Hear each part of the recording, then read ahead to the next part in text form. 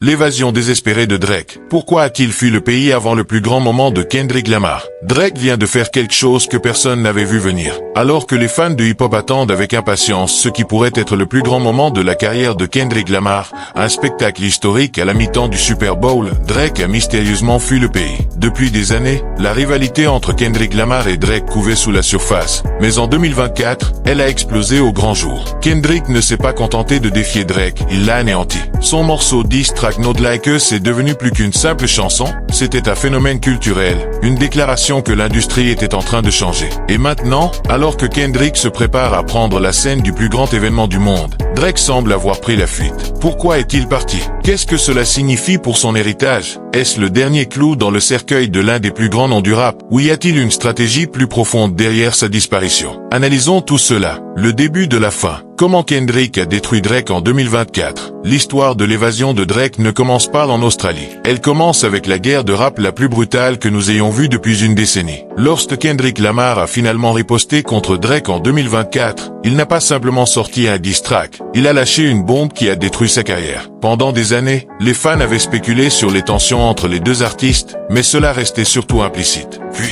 au début de 2024, Kendrick Lamar a brisé cette illusion en sortant Not Like Us. Ce n'était pas seulement une attaque lyrique, c'était une exécution publique. La chanson était partout. Le rythme, l'énergie, les paroles impitoyables, tout cela a culminé en une tempête parfaite d'humiliation pour Drake. Au début, Drake a fait ce qu'il fait toujours. Il a feint l'indifférence. Il a lancé des pics subtils en interview. Il a sorti quelques morceaux en réponse. Mais rien n'a eu l'impact de Not Like Us. Et plus il essayait de minimiser l'affaire, pire c'était. Drake ne perdait pas seulement la bataille, il perdait sa crédibilité. Le moment du Super Bowl, la consécration de Kendrick Lamar. Parlons maintenant du Super Bowl. Tous les artistes rêvent de s'y produire. C'est un moment clé. Mais pour Kendrick, ce n'est pas juste une performance, c'est une consécration. Et pour Drake, c'est un cauchemar. Kendrick Lamar est prévu pour le spectacle de la mi-temps du Super Bowl LIX, et la plus grande question dans le hip-hop en ce moment est, va-t-il interpréter Not Like Us sur la plus grande scène possible? Imaginez ce que cela signifierait. Des millions de téléspectateurs, des célébrités dans le public,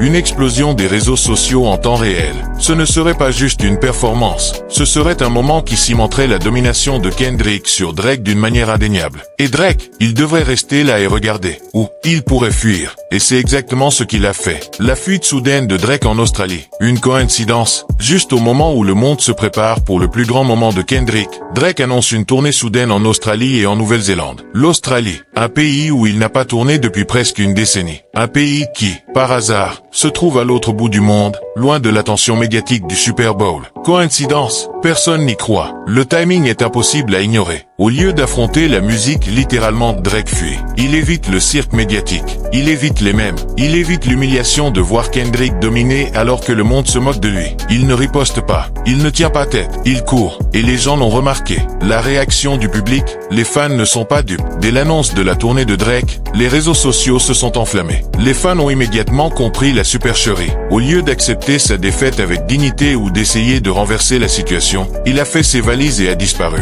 Les mèmes ont envahi Internet. Les blagues sur Drake, cachées en Australie, sont devenues un sujet favori. Même des figures du hip-hop ont commencé à le critiquer, se demandant s'il avait encore le courage de se battre. Et n'oublions pas le problème majeur. Drake ne s'est toujours pas remis de l'impact de Not Like Us. Il n'a pas sorti de chanson capable de marquer la culture comme l'a fait celle de Kendrick. Il est sur la défensive, et maintenant, il est hors du jeu. La réaction de l'industrie, la fin de la domination de Drake, ce moment dépasse Drake et Kendrick. Il représente un changement dans le hip-hop. Pendant plus d'une décennie, Drake était intouchable. Il dominait les classements. Il dictait les tendances. Il contrôlait le récit. Mais cette bataille avec Kendrick a révélé une vérité essentielle. Drake n'est pas invincible. Et plus encore, sa réaction montre qu'il en est conscient. L'industrie observe. Les artistes, les producteurs et les cadres voient ce qui se passe. Kendrick ne se contente pas de gagner cette bataille. Il redéfinit l'échiquier du hip-hop en 2025.